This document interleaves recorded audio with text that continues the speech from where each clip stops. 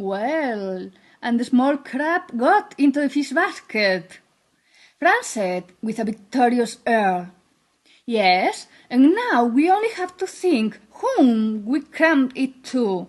Sal stopped dead. To Clara, she only does but messing me about, Franz suggested. Are you crazy or what? Sal got shocked. Victor will hit us to death. Frank wide opened his eyes and nodded. Phew, yes, he had a very bad temper, Franz said. Well, we cannot blame Thera. Moreover, Hugo said he was trying to screw her, Sal answered. Did he? Fuck her. All bitches had luck, Frank exaggerated. Then to Rita, that divine from the sails, Sal suggested with a spiteful bitch voice. Yes, sure, she believes she is so sophisticated, Frank agreed with the same voice. We have to tell Hugo first and see what he thinks about it, Frank said with cautious voice. Sure, he likes it. He didn't mind about this. He made a gesture suggesting they were unimportant things. I had never met Hugo. I only heard Sal and Frank talk about him occasionally. And as they talk, he must be an interesting guy.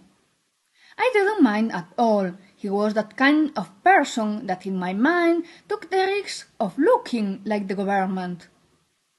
I didn't like leaving the yellow government joke to submit some bureaucrat that have any idea of nothing. I really didn't know if they have idea or not. I simply didn't see reasonable some things they said. I've got the impression he was of those who couldn't dream.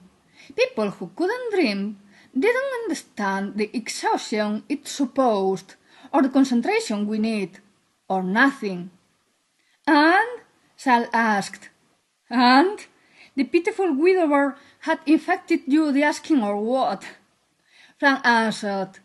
Sal made fun of himself when he realized his question was just a copy of the one he had answered with sarcasm.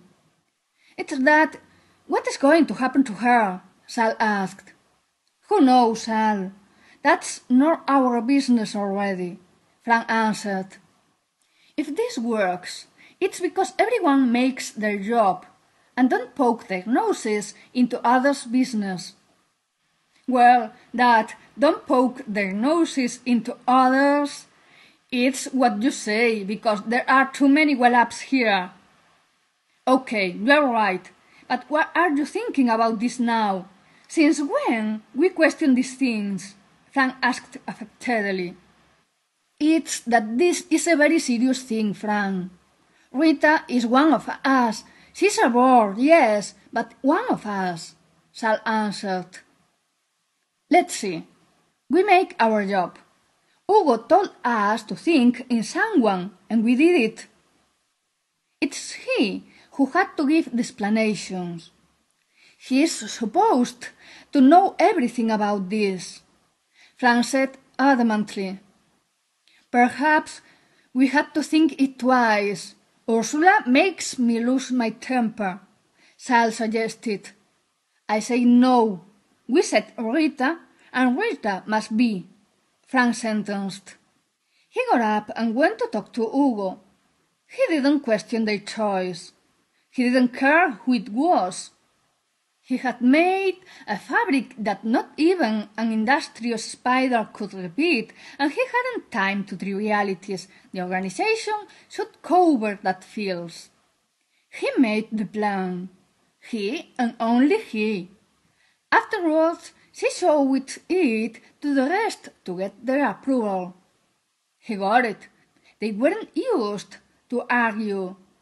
They thanked all the ideas and everybody trusted in others' good faith. Hugo was not a so-called calculating person. He was ambitious, but he didn't set a target calculating all the consequences. He had made the plan thinking about the aim. The aim, of course, was overthrow the yellow government. Hugo was not a so-called committed person. Or maybe he was. He was thought to be. He hadn't felt it like we had.